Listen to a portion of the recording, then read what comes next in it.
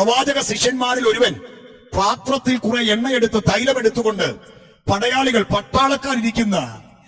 പടയാളികൾ ഇരിക്കുന്ന റൂമിലേക്ക് അഭിഷക്തൻ പ്രവാചകൻ ഓടിച്ചെന്നു.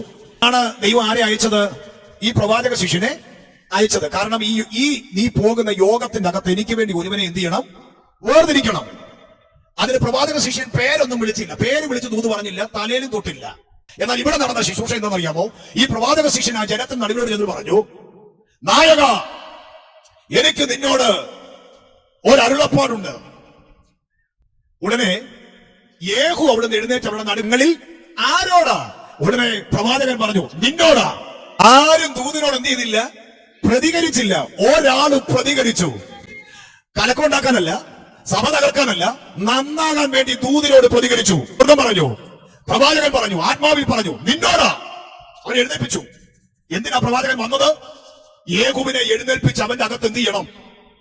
അഭിഷേകം പകർന്ന് അവനെ ദൈവത്തിന് വേണ്ടി വേർതിരിക്കണം.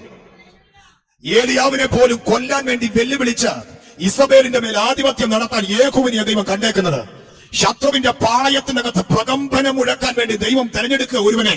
ആ ജനത്തിന്റെ പൊതു സമക്ഷത്ത് വന്ന്, നായക, എനിക്ക് നിന്നോട് ദൈവത്തിന്റെ അരുളപ്പാട് അറിയിക്കാനുണ്ടെന്ന് പറഞ്ഞപ്പോൾ അതിന്റെ അകത്ത് ഒരാൾ ദൂതിനോട് പ്രതികരിച്ചു.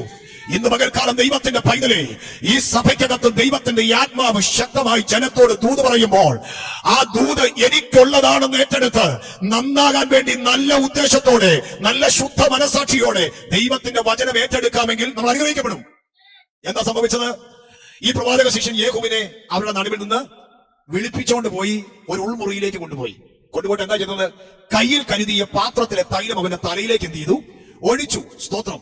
എന്നിട്ട് എന്ത് ചെയ്തു? അവനെ പുറത്തോട്ട് കൊണ്ടുവന്നു. അവൻ പറഞ്ഞോട്ട്, എല്ലാവരും ഒരുമിച്ച് ഒരു ബറ്റാലിയനുള്ളവരാ, അവൻ ഒരു ഡിപ്പാർട്ട്മെന്റ് ജോലി ചെയ്യുന്നവരാ, ഇതുവരെ ഒരുമിച്ച് വർത്താനം പറഞ്ഞു കളിത്തമാശൊക്കെ പറഞ്ഞിരുന്നവരാ.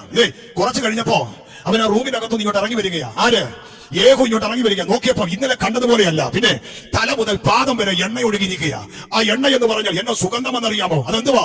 അഭിഷേക തൈലമാ. കൂടെയുള്ള ജോലിക്കാർ ഇതുവരെ ഇത്ര വലിയൊരു അവസ്ഥ കണ്ടിട്ടില്ല. വെച്ചത് അവിടെ തന്റെ കൂടെ ജോലി എല്ലാവരും കൂടെ അവരുടെ യൂണിഫോം ഊരിയിട്ട് ആ സ്റ്റേഴ്സിലോട്ട് വിരിച്ചിട്ടു. എന്നിട്ട് പറഞ്ഞു, കേറാൻ പറഞ്ഞു. എന്നിട്ട് കൂടെ നിന്നവരെല്ലാം കൂടെ കൈപിടിച്ച് അവനെ എന്ത് ചെയ്തു? ആ സ്റ്റെപ്പുകൾ അങ്ങോട്ട് കയറിയിട്ട് കൂടെയുള്ളവരെല്ലാം കൂടെ പറഞ്ഞൊരു കാര്യമുണ്ട്, യേഹൂ രാജാവായി. യേഹൂ രാജാവായി. എന്താ കാര്യം എന്നറിയാമോ?